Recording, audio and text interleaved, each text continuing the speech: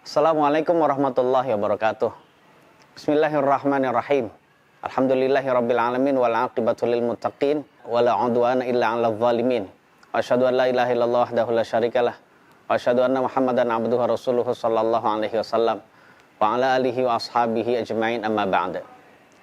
Ma'asyiral muslimin wal muslimat, saudara-saudariku kaum muslimin dan muslimat dimanapun antum berada, ada syarat-syarat dari takbiratul ihram yang mungkin Anda sendiri tidak mengetahuinya.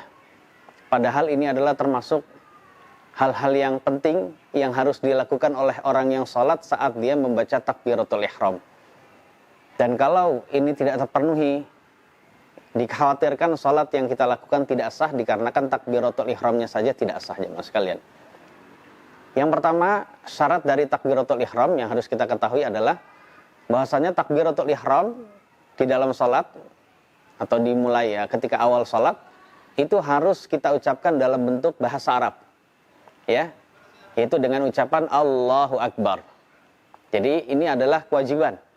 Ya, tidak boleh seseorang mengucapkan takbiratul ihram dengan bahasa selain Arab, seperti Allah Maha Besar. Contohnya Allah Maha Besar. Ya, ini tidak boleh. Atau dia mengucapkan dalam bahasa Arab kemudian habis itu diterjemahkan Allahu Akbar, Allah Maha Besar, atau Allahu Akbar, Allah Maha Besar. Maka ketika itu takbiratul ihramnya tidak sah, jemaah sekalian. Jadi ini adalah keharusan karena sholat ini adalah perkara tauqifi yang harus mengikut pada ajaran Nabi yang apabila beliau mencontohkan dalam bahasa Arab maka harus dengan bahasa Arab, tidak boleh dengan bahasa yang lain.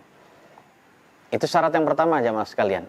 Makanya jangan terpengaruh oleh orang-orang yang sepertinya dikatakan sebagai orang yang cinta Nusantara dengan menggunakan bahasa-bahasa Nusantara kita, bahasa Indonesia atau bahasa-bahasa daerah di dalam ibadah-ibadah yang memang diharuskan harus mengucapkan bahasa Arab. Ini kita tidak boleh terpengaruh. Memang di sana ada ibadah-ibadah yang kita tidak disyaratkan untuk mengucapkan bahasa selain Arab, tapi boleh dengan bahasa setempat. Tetapi untuk sholat ini, diantaranya adalah takbiratul ihram, itu harus diucapkan dalam bahasa Arab. Itu syarat yang pertama, pemirsa sekalian. Syarat yang kedua yang harus kita ketahui bahwasannya takbiratul ihram itu harus dilafadzkan di lisan. Tidak boleh hanya sekedar di dalam hati. Dengan adanya dia hanya mengangkat tangan tapi dia berkata memang tapi dalam hati, maka saat itu tidak sah. Seperti dia berkata dalam hati takbir Allah Akbar.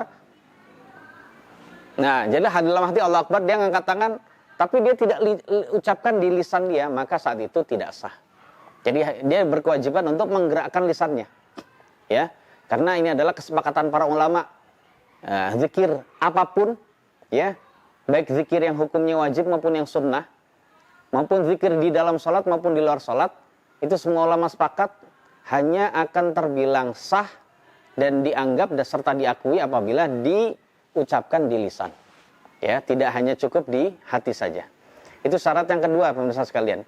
Syarat yang ketiga menurut mayoritas ulama, takbiratul ihram ini harus tidak hanya sekedar diucapkan di lisan, tapi juga harus diperdengarkan pada diri sendiri.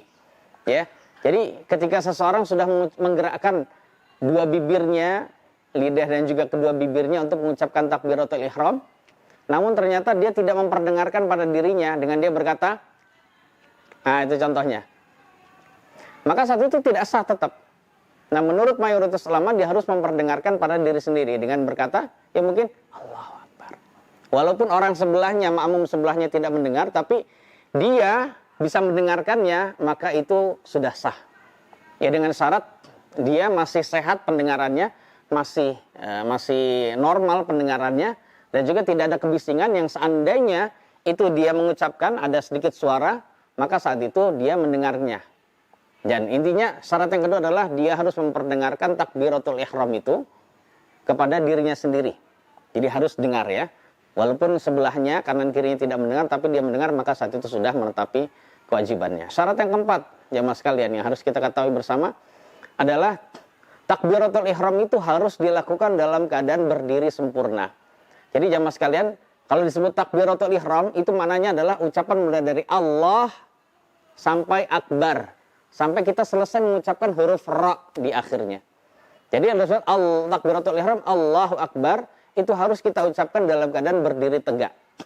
Seandainya ada seseorang mengucapkan Allah saat dia berdiri tegak, tapi saat itu dia mengucapkan bar dalam keadaan sudah merunduk. Contohnya dikarenakan dia ingin segera mengejar rukuk bersama dengan imam, maka kita katakan takbiratul ihramnya tidak sah. Contohnya ketika seorang mempraktikkan demikian, misalnya sekalian, contohnya dia begini, Allahu Akbar. Jadi bar itu dia ucapkan dalam keadaan sudah merunduk, maka takbiratul ihram tidak sah. Maka bagi pemirsa sekalian, kaum muslimin dan muslimat, saudara-saudariku dimanapun antum berada, apabila dalam keadaan masbuk ingin menjumpai imam, maka saat itu caranya adalah lakukan takbiratul ihram itu dalam keadaan berdiri tegak. Contohnya kita berkata begini sambil melakukan prakteknya, Allahu Akbar, habis itu Allahu Akbar, dia ruku. Nah, seperti itu.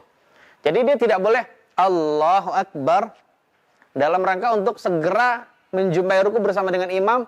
Mungkin kita katakan rukuknya dia bareng dengan imam, tapi takbiratul ihramnya tidak sah, maka sholatnya dari awal tidak sah.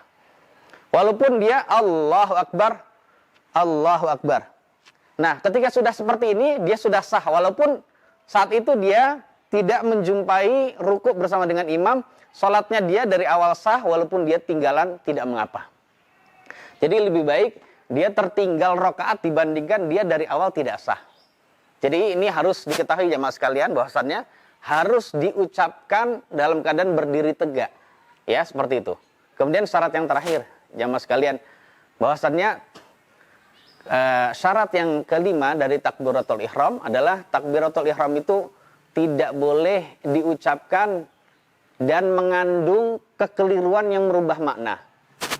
Ya, mengandung kekeliruan yang merubah makna. Ya, seperti itu ya. Seperti kekeliruan yang merubah makna adalah diantaranya seseorang mengucapkan takbiratul ihram yang keliru. Contohnya dia berkata Allahu Akbar, A-nya dipanjangkan. Ya, asalnya Allah Akbar adalah Allah yang paling besar atau Allah Maha Besar seperti yang kita sudah ketahui bersama. Tapi ketika kita memanjangkan Allah, hamzahnya diperpanjang, maka saat itu jamaah sekalian kita sudah tidak menetapkan Allah yang Maha Besar, tapi kita bertanya, apakah Allah Maha Besar? Nah, kalimat seperti ini adalah kalimat meragukan. Apakah Allah Maha Besar? Nah, ini adalah kalimat kufur jemaah sekalian.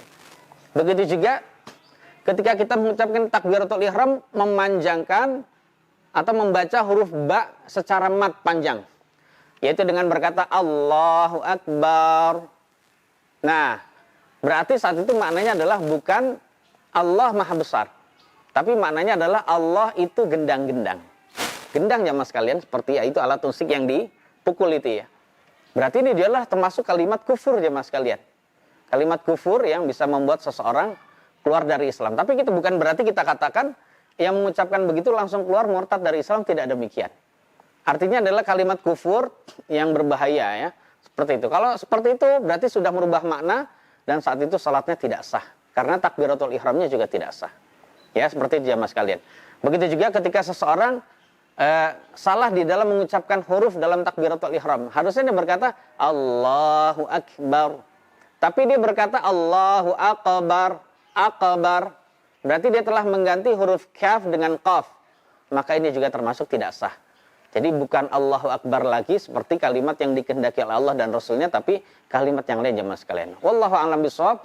Itulah syarat-syarat dari takbiratul ihram. Semoga Allah memperbaiki salat kita sehingga kita bisa benar-benar bisa menjadi hamba yang benar-benar menegakkan salat sebagaimana yang semestinya. Wallahu a'lam bishawab. Wassallallahu ala nabiyina Muhammadin wa alihi washabbihi wasallam.